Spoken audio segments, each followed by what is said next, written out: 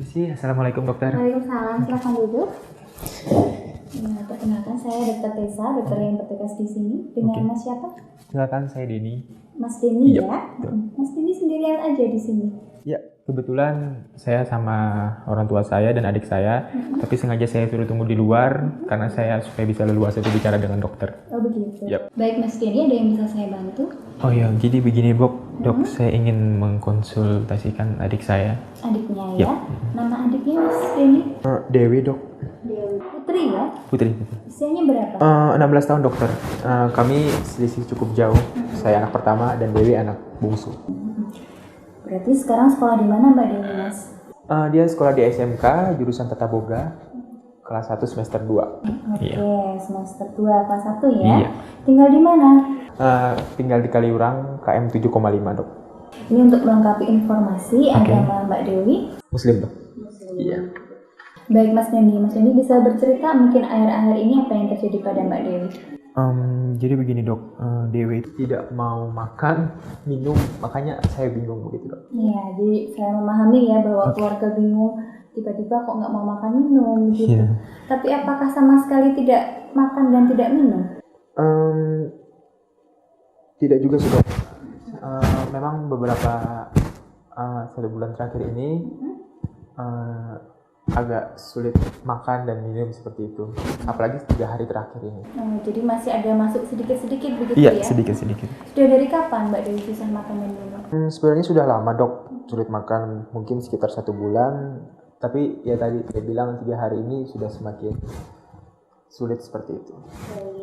Mungkin selain susah makan dan minum, ada keluhan lain yang dialami Mbak Dewi, misalkan sulit tidur? Iya dok, hampir tiap malam ketika saya bangun sholat tahajud, saya ngeliat Dewi itu duduk di sebelah tempat tidurnya. Terus saya tanya, jadi dia tuh susah tidur semenjak jam 1 malam. Dari jam 1 malam. Begitu, Iya. berarti ada kesulitan tidur begitu Iya, ya? dok. Kemudian bagaimana aktivitasnya di sekolah? Apakah masih masuk sekolah? Oh tidak dokter, sudah hampir 2 minggu ini dia tidak mau keluar apalagi untuk sekolah. Kemudian kalau aktivitas di rumah, apakah terganggu dengan keadaan ini? Cenderung lebih mengurung diri seperti itu sih dok. Apalagi seminggu terakhir ini dia lebih sering di kamar seperti itu. Berarti ada penurunan aktivitas begitu ya, Iya. baik di sekolah maupun di rumah. Kemudian adakah seperti yang aktivitas yang sebelumnya Mbak Dewi suka sekarang jadi sudah tidak minat sama sekali? Sebenarnya dulu Dewi dan ibu itu sangat suka memasak kue seperti itu, membuat kue. Dia sering searching, mencoba mempraktekkan. Ya begitulah dok, sampai akhir-akhir ini itu sudah tidak pernah lagi. Apa Mbak Dewi juga kelihatan seperti lelah, lemes begitu? Awal-awalnya dulu setiap kita tanya gitu ke dia kenapa jarang gitu untuk beraktivitas. Katanya sih itu dok, sering lesu, letih kayak gitu. Semangatnya kayak menurun banget gitu loh dok. Gitu. Jadi selain lemah lesu, Mbak Dewi juga sepertinya tidak minat dengan kegiatan yang sebelumnya disukai. Iya dok. Apa Mbak Dewi juga kelihatan sedih sepanjang hari? Oh iya dok, tampak sedih, sering menangis sendiri di kamarnya. Mungkin dia ingat almarhumah ibu. Iya. Oke. Berarti perubahan perilaku ini didahului dengan kematian ibu. Sebulan yang lalu, pada saat itu kan ibu minta diantarkan gitu sama Mbak Dewi untuk pergi ke warung terdekat. Otomatis kan ibu nggak pakai helm seperti itu dok. Jadi pada saat Dewi membonceng ibu, ada anak kecil, Dewi berusaha untuk menghindari kayak gitu, jadi oleng, ya udah jatuh dan kepala ibu terbentur seperti itu dok. Iya, saya sangat paham ya ini kejadian yang sangat berat bagi Mbak Dewi begitu. Tapi apa Mbak Dewi sempat mengungkapkan rasa putus asa, tidak bersemangat hidup? Kadang-kadang pasien yang sedang tertekan mengatakan seperti itu. Oh pernah dokter, dia pernah bilang tidak ada lagi gunanya hidup seperti itu. Terus dia pernah bilang ya seperti itulah dok, kayak Dia merasa mungkin karena ibu udah nggak ada lagi, jadi nggak ada lagi penyemangatnya untuk meraih cita-cita seperti itu. Iya, oh, begitu ya. Ya. Saya tahu ini adalah hal yang sangat berat bagi Mbak Dewi ya. Tapi kata-kata putus asa yang sering disampaikan Mbak Dewi akhir-akhir ini seperti apa, Mas? Iya dok, yes. Dia sering bilang kalau lebih baik menyusul ibu saja seperti itu. Ya kami mencoba untuk memberi semangat, memberi nasihat, tapi ya nggak ada yang didengerin dok. Ya, Mas Denny, mungkin kita perlu upaya-upaya yang lebih spesifik begitu ya. Kalau nasihat sepertinya kok kurang efektif. Maka dari itu kami membawa Dewi ke sini karena ya khawatir dok tidak ada perubahan sama sekali masalahnya. Ya, Mas Denny sudah tepat ya. Nanti kita akan mencoba memberikan penanganan bagi Mbak Dewi sebaik-baiknya. Gitu. Kemudian apakah Mbak Dewi juga terganggu dengan adanya mungkin bayangan-bayangan yang hanya Mbak Dewi saja yang melihat, orang lain tidak bisa melihat? Tidak dokter kalau itu. Tidak. Iya. Apakah Mbak Dewi sempat mengatakan kalau dia mendengar suara-suara yang sumber suaranya itu tidak terlihat atau orang lain juga tidak mendengarnya? Oh iya, iya. Memang dia sering cerita kalau seminggu terakhir ini dia itu sering mendengar suara bisikan-bisikan yang menyalahkan dia seperti itu dokter, sering menyalahkan dia. Terus saya mencoba tanya sama dia bilang gini, seperti banyak orang yang membisiki, ya seperti saya bilang tadi menyalahkan dia, tapi kalau saya lihat-lihat tidak ada seorang pun dok yang ada di kamarnya.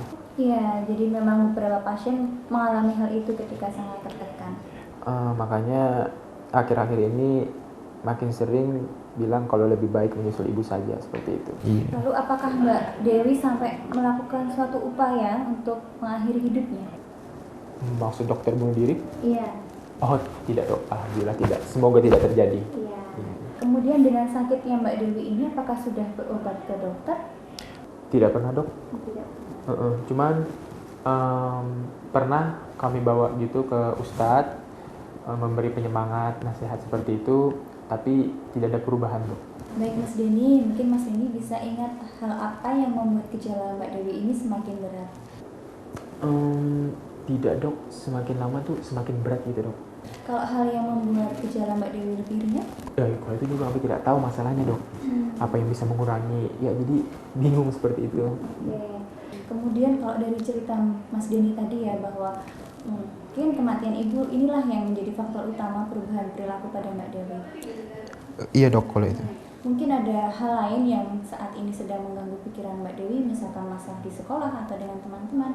Setahu kami sih sejauh ini tidak pernah dok. Tidak ada ya. Apa ada sakit fisik yang mendahului gejala Mbak Dewi yang muncul saat ini? Tidak dok. Kerja?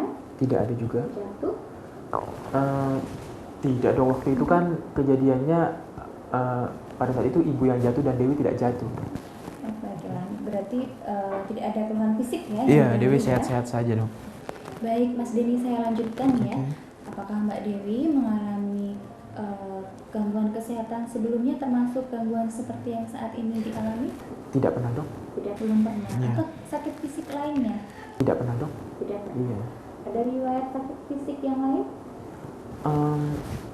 Tidak juga sih dok, palingan flu. Tapi memang pada umur 12 tahun dia pernah masuk rumah sakit karena demam berdarah dok. Baik, demam berdarah ya, sakit Iya. fisik yang berat ya. Baik Mas Denny, mungkin dalam keluarga ada yang mengalami keluhan seperti yang dialami Mbak Dewi ini? Tidak ada dok. Tidak. Kalau keluhan jiwa lainnya? Oh ya, paman saya dok, paman dari ayah. Itu memang dulu pernah dibawa ke rumah sakit jiwa karena itu sering suka marah-marah dan tidak bisa tidur berhari-hari dok. Berarti paman dari pihak ayah begitu Ya, ya? betul dok. Baik Mas Denny, untuk selanjutnya kita membutuhkan informasi tentang Mbak Dewi sejak dalam kandungan hingga saat ini. Ini penting bagi kami untuk mengambil kesimpulan dan juga penata laksanaan yang lebih menyeluruh. Oke. Mas Denny, mungkin Mas Denny masih ingat waktu ibu Mas Denny hamil mengandung Mbak Dewi. Apakah itu termasuk kehamilan yang direncanakan oleh orang tua? Oh iya dok, sebenarnya sangat direncanakan dok. Karena mengingat usia kami selisihnya sekitar 14 tahun dan ya jadi ini benar-benar direncanakan oleh orang tua. seperti Sangat itu. dinantikan dan Iya, diharapkan sangat gitu ya. dinantikan dan diharapkan. Kemudian Mas Dedi masih ingat nggak pada waktu hamil dan melahirkan apakah kondisi ibu itu sehat? Sehat, Dok. Mas Dedi masih ingat proses persalinannya di mana dan bagaimana? Iya, dia lahir di bidan. Waktu dia lahir nangis, baik-baik saja sih, Dok. Iya. Jadi semuanya normal begitu Iya, ya? Dok, normal, Dok. Ini maaf Mas Jenny, saya harus menanyakan apakah pada saat hamil ibu ada mengkonsumsi alkohol atau mungkin obat-obatan di luar resep dokter? Tidak ada, Dok. Tidak ada. Iya. Kalau Mas Denny masih ingat sampai usia berapa Mbak Dewi ini menyusui ibu? Minum ASI hanya 1 tahun, Dok. Kemudian minum susu botol karena ibu bekerja, Dok. Jadi tidak mau menyusu lagi. Oh begitu. Iya. Kemudian untuk waktu pemberian makan, apa Mas Denny masih ingat umur berapa mulai diberi makanan tambahan? Diberi makanan tambahan pada saat usia 3 bulan. Tapi pada saat usia 1 tahun sudah makan nasi dan sering sulit makan pada masa kecil, Dok. Seperti itu. Sehingga sering hanya minum susu formula dari botol seperti itu. Sampai usia berapa minum susu dari botol? Minum susu botol itu sampai 5 tahun, Dok. 5 tahun ya. Kemudian Mas Denny tadi cerita bahwa ibu kerja ya. Kalau pas ibu kerja Mbak Dewi dengan siapa? Diasuh oleh pengasuh, Dok. Iya. Jadi ibu sering bekerja dan sering berganti-ganti pembantu pengasuh seperti itu. Sering rewel ya kalau ada pembantu baru ya. Iya.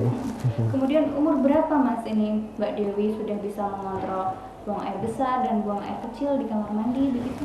Sejak usia 3 tahun BAB dan BAK-nya itu udah di kamar mandi, Dok. 3 tahun ya. Iya. Kemudian ada kebiasaan yang mungkin Mas Denny masih ingat pada waktu Mbak Dewi kecil, misalkan menghisap jempol, Tidak ada, Dok. menggigit kuku, Tidak ada juga. mudah ketakutan, Tidak. mudah marah? Tidak. Tidak ya. Kemudian secara keseluruhan nih pada masa kecil, masa kanak awal ya, itu Mbak Dewi termasuk anak yang seperti apa? Mudah rewel seperti itu loh, Dok. Iya, mudah rewel, Dok. Baik. Kita akan masuk ke riwayat masa kanak pertengahan ya Mas ya, usia sekitar 3-11 tahun. Apa Mas Dedi masih ingat umur berapa Mbak Dewi ini pertama kali masuk sekolah? Masuk pertama sekolah itu usia 5 tahun, Dok. 5 tahun ya? Iya. Kemudian ada kesulitan tidak adaptasi di sekolah pada waktu itu? Iya, awal masuk TK itu memang harus ditunggu dengan pengasuhnya itu sekitar 1 bulan, Dok. Jadi kok dia ditinggal, dia akan nangis. Begitu, Iya. oke. Kemudian apa Mbak Dewi ini punya banyak teman di sekolahnya? Tidak juga, Dok. Soalnya dia tidak terlalu bergaul gitu, Dok. Tidak bergaul dengan teman-teman di sekolahnya. Oke. Tapi bisa mengikuti kegiatan di sekolah? Oh, kalau itu bisa, Dok. Dia bisa ikut kegiatan sekolah. Bisa ya. Iya. Kemudian untuk mengompol di malam hari sampai usia berapa Mbak Dewi? Sampai usia 6 tahun, Dok. Ya, sudah 6 tahun. Iya. Ya. Mbak Dewi pernah tinggal kelas? Tidak pernah tinggal kelas. Iya. Tidak pernah Iya. ya.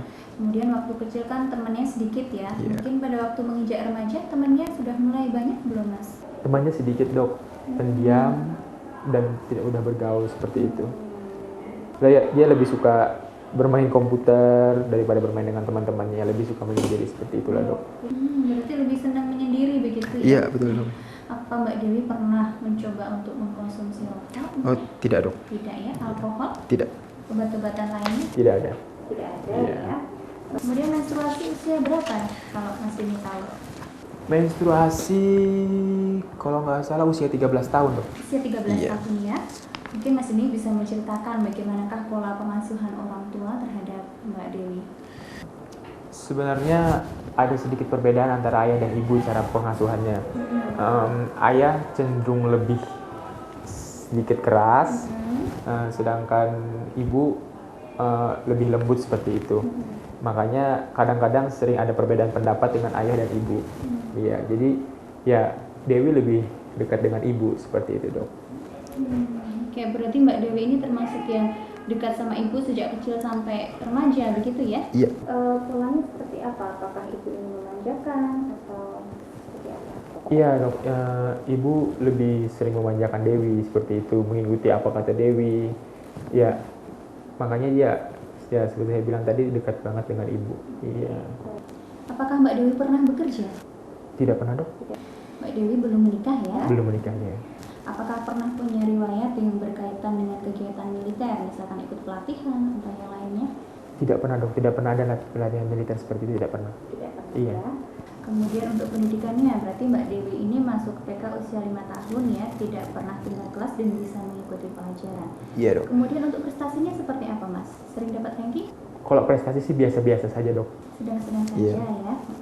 Ada mata pelajaran yang sangat sulit diikuti oleh Mbak Dewi? Setahu saya sih tidak ada dok. Tidak. Iya, tidak ada. Oke, berarti ini dari SMP naik ke SMK jurusan Tata Boga sesuai keinginannya ya? Sesuai, dia hobinya memasak seperti itu, makanya sesuai dengan jurusan dia. Iya. Kemudian untuk keagamaannya, apakah Mbak Dewi ini termasuk orang yang taat dalam beribadah? Alhamdulillah taat beribadah. Baik. Kemudian apakah sering mengikuti kegiatan keagamaan di lingkungan, misalkan pengajian dan lain sebagainya? Oh, kalau itu sih tidak dok. Tapi kalau ibadah dia lancar aja. Oke. Baik, apakah Mbak Dewi ini termasuk orang yang sering bergaul dengan lingkungan sekitarnya? Jarang sih dok, jarang. Iya. Oke, ya lebih sering di rumah ya. Iya. Kemudian saat ini Mbak Dewi tinggal dengan siapa? Dewi tinggal bersama saya dan ayah dan pembantu rumah tangga juga ada. Kemudian hubungan dengan anggota keluarga yang serumah bagaimana? Dulu sewaktu ada ibu, memang Dewi lebih sering bersama ibu karena saya dan ayah kan pulangnya sore pada saat bekerja dok, seperti itu dok. Oh begitu ya. Jadi ayah dan Mas Denny sibuk bekerja begitu Iya. ya. Kemudian Mbak Dewi ini pernah tidak ada masalah yang berkaitan dengan hukum? Kalau masalah hukum tidak ada sih dok. Tidak ada ya. Kemudian kalau dengan lawan jenis, apakah Mbak Dewi ini termasuk yang lebih suka bermain dengan laki-laki atau mungkin justru menghindari laki-laki begitu? Saya rasa perkembangan lawan jenisnya normal dok. Normal aja ya, biasa saja begitu ya. Kemudian maaf ini saya tanyakan, apakah Mbak Dewi pernah mengalami kekerasan seksual? Tidak ada dok, tidak ada kekerasan. Baiklah. Nah, kemudian mungkin Mbak Dewi pernah bercerita impiannya mendatang apa yang ingin dilakukan? Dia sering cerita katanya setelah lulus dia ingin membangun rumah makan gitu dok. Dia sering membayangkan dapat memiliki usaha rumah makan yang besar seperti itu, yang juga supaya bisa berkembang juga di kota-kota lain. Gitu ya, bagus ya. Jadi membangun sendiri ya, bukan ikut rumah makan yang sudah sukses begitu? Hebatnya dia punya prinsip seperti ini dok. Lebih baik usaha dari bawah sendiri. Jadi dia lebih puas dengan hasil usahanya seperti itu dok. Begitu ya Mas ya. Baik, mungkin informasinya cukup untuk hari ini. Akan saya lanjutkan dengan pemeriksaan kepada Mbak Dewi. Oke, berarti saya panggilkan dok ya. Oke, makasih dok.